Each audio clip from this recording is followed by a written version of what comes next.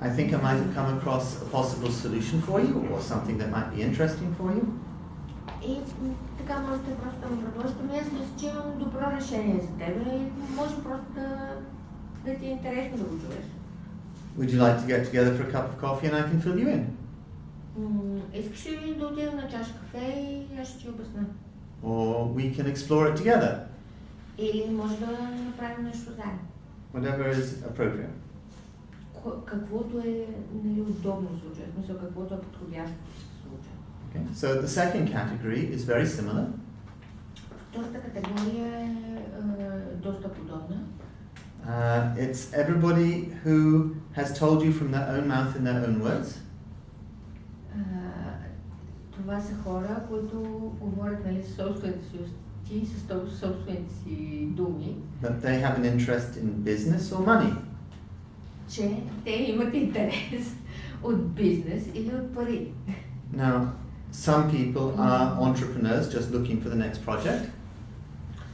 Някои са предприемачи и просто гледат следващия си проект.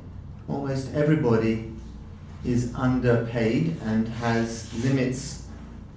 has financial limits on their lives.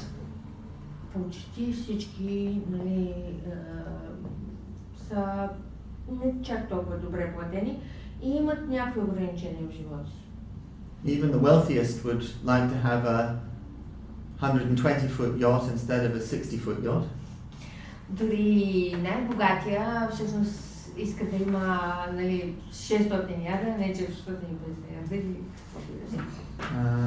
But it can also be more subtle than that. Някои може да са по-фрустрирани от това. It might be somebody who's been doing the same thing for 20 years and is getting a bit bored. Може да има някой, който върши някакви подобни неща от 20 години и просто им е писнал. It might be somebody who has a new supervisor at work who they don't like and they don't get on with. Може да има някой, който просто имат супервайзъри на тях, които не харесват и искат да се махнат. It might be somebody who hasn't had a pay increase for a long time or who's worried about whether their company is going to go out of business. Може да има други, които много дълго време просто не са увеличавали заплатите. Или пък хора, които се притесняват, че сега вече компанията им като че има ще излезе от бизнес. But whoever it is, they've told you something from their own mouth and their own words. Който и да е той, просто той ще ви говори, нали, за печелене на пари. And that gives us the chance to give them a call and say, hey, you know how you were telling me about that problem? Това ви дава шанса да му се обадите и да му кажете, ей, ти ми каза, че, нали, имаш такъв проблем. I may have come across something that could be of interest. Аз май имам нещо, което може да бъде от интерес. Let's get together for a cup of coffee and we can talk about it. Айде да отидем на чаша кафе и да поговорим. The third group is all the people you know who you think would never be interested in anything that you have to offer.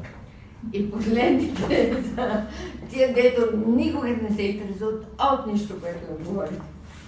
So that could be the most narrow-minded doctor that you know who hates complementary healthcare. Това може да бъде някакъв високопоставен доктор, който по принцип мрази всякакви такива алтернативни лечения. It could be a businessman who already owns 3 businesses and has got 5 cars and lots of money and no time. Може да бъде бизнесмен, който вече има 3 бизнеса, не знам си колко коли и въобще всичко му е. But they're basically a nice person who you know and who would be happy to help you. Или просто да бъде един хубав човек, който може да, просто не иска да ви помогне. So you can call them up and say, hey, I don't know if you know, but I started a new business recently.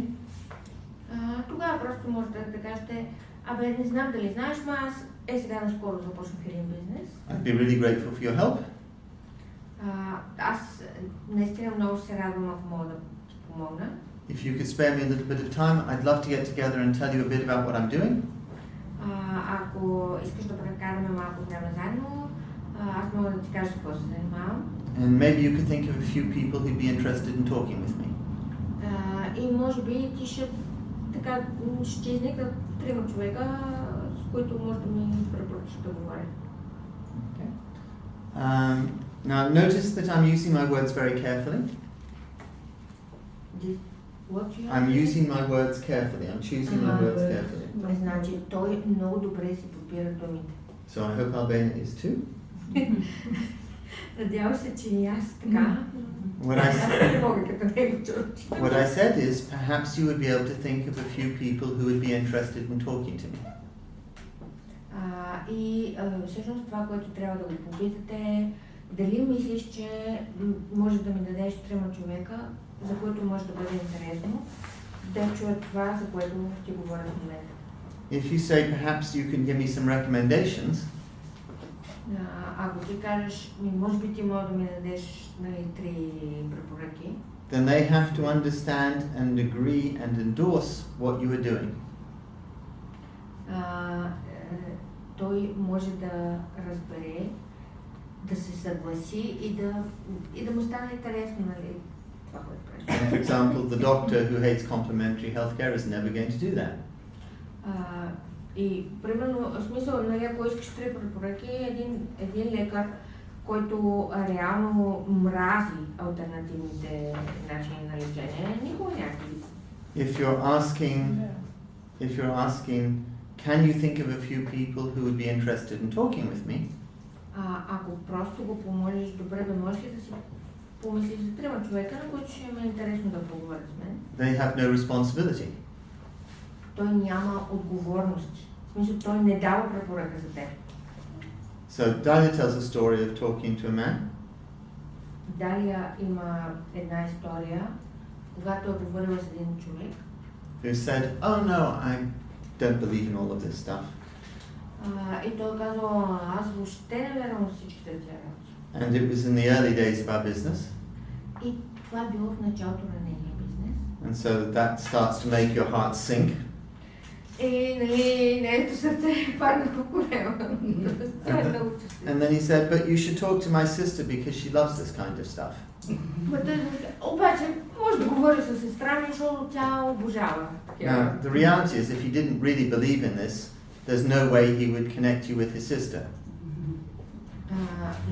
Но реалността, ако ти наистина не вярваш в това нещо, няма как този човек да те свърже с сестра. So that's just a way of saying, I'm not interested in this, this isn't for me. Това е просто начин да кажа, не ми е интересно, не е за мен. But connecting on with his sister. Но, говори с сестра. So that's the third category. И това е трета. The fourth category is everybody else. Четвърта всички. And we have 2 choices. Имаме 2. The first choice is to spend some more time with them until you find out until they tell you whether they're in category 1 or category 2. Единият избор е да прекараме достатъчно време с тях, за да може те самите да ви кажат дали са от категория 1 или от категория 2. But the second approach is to treat them like category 3 and ask for their help.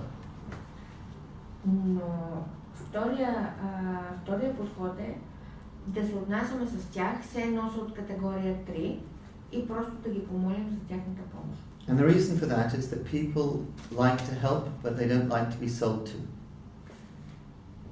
They don't like to be? Sold to. Окей. Причината за това е, че хората обичат да помагат, обаче не обичат да продават ли е това? Обичат да им се продава. Да им се продава, да.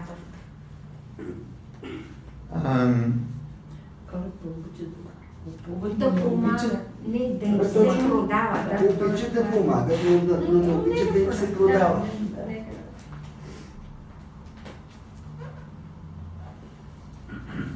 So we go through the same process of asking for help as we did with category 3. Така че, нали, тогава минаваме през процес за търсене на помощ. Както при трета категория. Now the reason that I suggest this Причината, поради която аз ви съветвам да правите това, is that the biggest barrier to building an Nikken business е, че най-голямата бариера за това да изградите Nikken бизнес is that people don't want to talk to people about Nikken. е, че хората не искат да говорят с други хора за Nikken. And the reason they don't want to talk to people about Nikken И причината да не искат да говорят с хората за Nikken is that they feel uncomfortable in selling Nikken to people. Е това, че те се чувстват неудобно да продават Nikken на хората. And the reason that they feel uncomfortable is because they don't know what the person they're talking to is interested in. Но причината за това, че се чувстват неудобно да продават е, че не знаят човека отсреща всъщност от какво се интересува. So we have a process where either you find out what they're interested in so that you know that you are helping them with something that they want. Така че ние преминаваме през процес, през който идеално всъщност разбираме с какво може да помогнем на човека. Instead you ask for help. Или обратно, молим го него за помощ. Now, when you're talking to categories 3 and 4 and you're asking for help, И така, когато говорим за категория 3 и 4, искаме помощ, you're going to describe Nikken in a way that you think would be interesting for that person. Тогава разказваме за Nikken по начин, по който си мислим, че човек ще бъде интересно на този човек да чуе. So for some reason my traditional example is the president of Lukoil.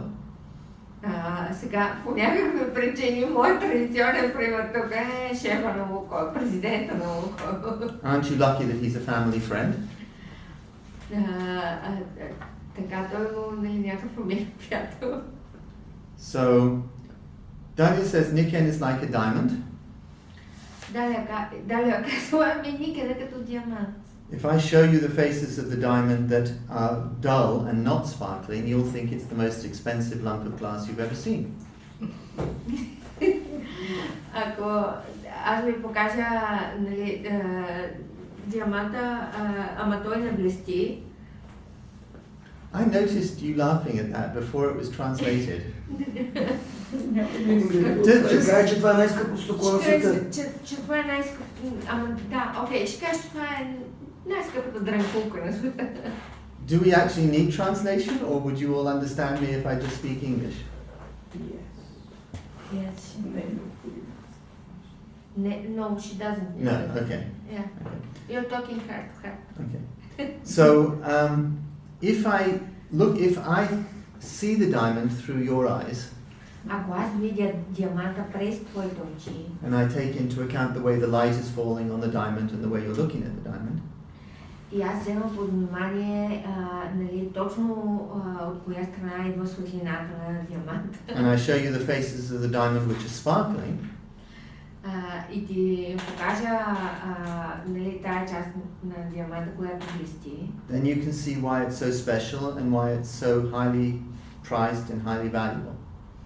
Тогава ти ще разбереш защо е толкова специален и защо той е толкова скъп. Ако ти го покажа фасетите на диаманта, So when we're asking for help, we're thinking about what they might be interested in. Така че, когато молим за помощ, ние всъщност си мислим от какво те биха могли да се заинтересуват. So if I were talking to the chairman or president of Lukoil, Сега ако говоря с президента на Лукойл, I might say it's a really interesting business structure. аз мога да кажа, това е наистина интересна бизнес структура. It's designed to empower ordinary people to create a business for themselves and to change their lives. Тя е създадена така, че всъщност да даде сила на най-обикновени хора да направят бизнес за себе си и така да променят света. It's designed to be a diversified business structure. Създадена е да бъде диверсифицирана бизнес структура. So it doesn't take a lot of time for any individual person. Не изисква много време за всеки отделен човек. It's like a micro-franchise. Тя е като микрофранчайз. And you can work in around 35 countries around the world. И може да се работи в около 35 страни по света. Or more to the point, your business can grow to those countries without you having to work there. And more? your business can grow to 35 countries without having to work in those countries. И всъщност бизнеса ви може да се расте, ако в тези страни, дори вие да не сте във всички. So you can have the advantages of earning money in different currencies. Дава ви възможност да печелите пари в различни валути. In different stages of the business cycle. В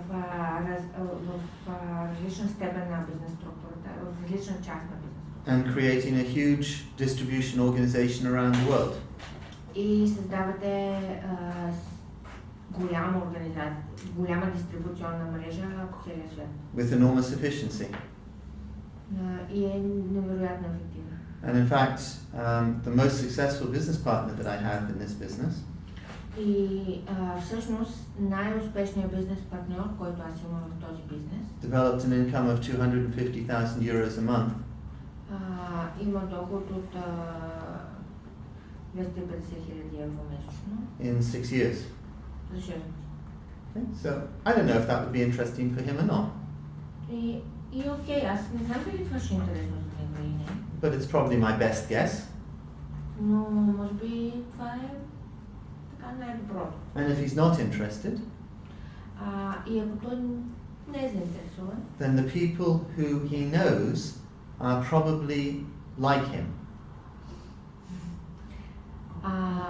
Но ако той не е заинтересован, всъщност хората, които той познава, да го харесват това нещо. So if I go to him and say, dear President of Lukoil, и аз ако отида при него кажа, скъпи президент на Лукойл, I started the most amazing international business.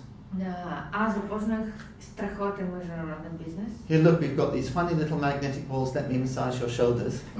И когато тук вижте, нали, това прекрасно магнитче, нали, почна да му правя масаж по гърба. You're probably not speaking his language. Най-вероятно, вие не говорите неговия език. So we've divided our contacts list into those 4 groups. Така че ние разделяме нашия списък на тези 4 групи. Okay, so assuming that you want to build a business, да предположим, че вие искате да изградите бизнес. Your homework is to come back in 2 days. Вашето домашно е да се върнете след 2 дни. With your list divided up into 4 groups. С вашия списък разделен на тези 4 групи. And maybe the top 5 or 10 people who you would like to work with as business partners. И може би 4-5 човека, които вие искате да бъдат ваш бизнес партнер. And what we will do is we will then brainstorm some conversations together. Това, което ще направим е, ще брейнстормваме различни разговори заедно. So that we can help you develop the most powerful possible conversations. За да може да ви научим да правите възможно най-добрите разговори заедно. And then you can call the first 2 or 3 people. И след това ще се обадим на първите 2-3 човека. See how it gets on, how you get on. Просто за да видим как се случват нещата. Then call me back and let's talk about it. И след това ще ми се обадите, за да видим. Нека поговорим след това. If everything is going well, then just keep going. Ако всичко върви добре, тогава продължаваме така. Нека си върви. And if we need some course corrections, then that's a chance for us to talk about what needs to be adapted. Ако обаче, нали, имаме нужда от някакви корекции, всъщност това е шанса да се съберем и да направим. Okay? So, добре ли е така? You come back with your homework and we do the brainstorming. И така, чакам ви да се върнете с този списък и да направим вашия брейнсторминг. It's time to make some calls. И тук ще време за няколко. And now we have to decide what we're going to do with the people who we call. И сега обаче е време да решим всъщност какво ще направим с тези хора, на които се обаждаме. And so now we're going to talk about something called the information process. Сега е времето да поговорим малко за нещо, което ние наричаме информационен процес. Can I assume that at least one person in this room does not know what the information process is? You're new, you don't know what the information process is. Може ли да предположите, че поне един човек в тази зала не знае какво е нашия информационен процес? Pen for you. Okay. So, when we are talking with people, когато ние говорим с хората, we are taking them through a process of exploration and discovery. ние говорим You can use, I'm sure there'll be space at the bottom of that if you want. I have enough. I mean, there's whatever you want, but we're going to have six, 1 to 6, and 1 or 2 words each. So take people through, so we have in our heads a framework of information that people need in order to be able to make their decisions. And that needs to be translated. We have a framework in our heads. Добре, имаме мрежа в глави. Фреймворк е кофраж, рамка. Не, рамка. Да, мрежа. Добре, окей. Of the kind of information that people will need. Какъв вид информация ще искат хората? In order to make their decisions. За да могат да вземат техното решение. Whether they're looking at the business or whether they're just looking at products. Дали те си мислят за бизнес или си мислят за продукт. Because we all know that Bulgaria is the most skeptical country in the world. Защото всички ние знаем, че българите са най-скептичните хора на света. Except for all the other ones. И за по-различни от всички. And so we want to make sure that people have the information that they need to go through their skepticism. И просто, нали, ние знаем, че тия хора трябва да имат информацията, от която имат нужда, за да преминат през техния скептицизъм. So the information process has 6 steps. Така че информационният процес има 6 стъпки. Step 1 is the initial contact. Първата стъпка е първоначален контакт.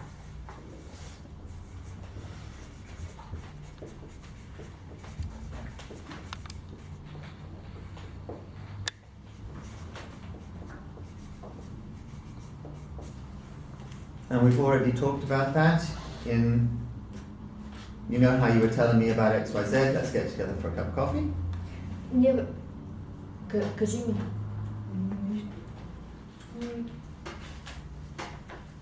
Кажи ми. Have we got stuck? Дали бихме могли да се видим на чашка? Какво? Не бе, Митко, кажи ми какво има. Оправи го. Да, добре, окей. Значи, знаете как да го направите този първоначален контакт, говорихме преди малко за това. Това е дали може да се видим на чаша кафе. So, cool. So the purpose of that contact is to arrange a meeting. So actually the coffee comes down at stage 2. Yeah. Okay. So значи целта на този първоначален контакт е просто да си уредим среща. It's a very nice cup of coffee, by the way. Окей, значи тук ни идва. Okay, so that says meeting? Среща, yes, meeting. Okay. So the purpose of the meeting is to establish interest. Целта на срещата е да създадем интерес. So the best way to do the meeting in the early stages and wherever possible is something that we call an ABC. Най-добрият начин да създадем такъв интерес на началните стадии на нашето развитие е да ползваме нещо, което ние наричаме ABC. What did you write for number 3? Интерес. No. The purpose of the meeting is to establish interest. Can I put a question here? When you usually call a person to invite him, he always asks, why do you invite me? So how do you deal with such a situation? So which group are they in? 1, 2, 3 or 4? Аз имам group 1 or group 2. Okay, so in group 1 and group 2 they've told you what they're interested in from their own mouths and their own words. So we're calling them up to say, you know how you were telling me about that back problem you've got. I think I might have found something that can help you. Okay. Okay? Okay. If it's 3 or 4, it's, I've started a new business, I'd be grateful for your help. Can you spare some time so I can tell you a little bit about it? And maybe you can think of a few people who'd be interested in talking with you. Okay. Okay? And actually one thing that I usually say in that, which I didn't today, is if you can imagine the networking process like ripples spreading across a lake.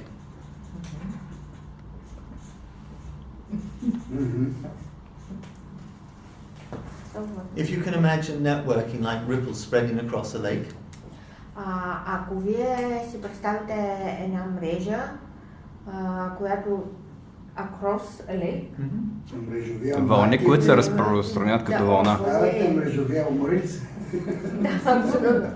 Ако вие си представите мрежовия маркетинг като вълни, които така са по протежение на едно езеро, you can try the brute force method, which is to pick up a big rock and you carry it to the edge of the water and you drop it like that.